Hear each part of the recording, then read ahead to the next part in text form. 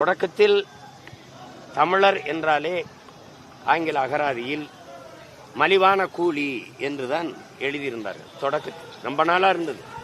எங்கள் உயிர் தலைவன் மேதகு பிரபாகரன் அவர்கள் வந்து போராடத் தொடங்கியது ஒரு தமிழர் என்றால் டைகர் புலி என்று மொழிபெயர்த்திருந்தார். அது மாதிரி நாங்கள் எல்லாம் இணைந்து இனி இந்த பறையா என்றால் ஏதோ இழி சொல் போல கருதுவதை இதைத்தான் எங்கள் தாத்தா எங்களுக்கு கற்பித்தார்.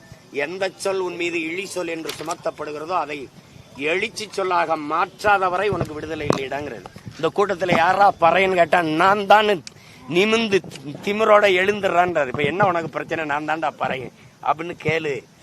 அப்ப தாண்டா அந்த இழி சொல் ஒளியும், அப்பதாண்டா எழுச்சி எழும் அப்படின்னு அவரு எங்களுக்கு கற்பித்தபடி இந்த 3 முதன்மையான கோரிக்கைகளை வைத்து இதை நிறைவேற்றும் வரை தொடர்ந்து களத்தில் நின்று போராடுவோம் என்கிற உறுதியை எங்கள் தாத்தா அவர்களுடைய பிறந்த நாளில் நாங்கள் ஏற்கிறோம்.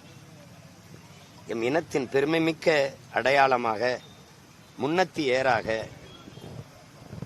ஒரு ஆகச்சிறந்த வழிகாட்டியாக வாழ்ந்து மறைந்த எங்களுடைய தாத்தா திவான் பகதூர் ரெட்டமலை சீனிவாசனார் அவர்களினுடைய பெரும்புகளை போற்றி அவருடைய பிள்ளைகள் நாங்கள் எல்லோரும் அவருக்கு பெருமிதத்தோடு எங்கள் புகழ் வணக்கத்தை செலுத்துவதில் பெருமை அடைகிறோம்.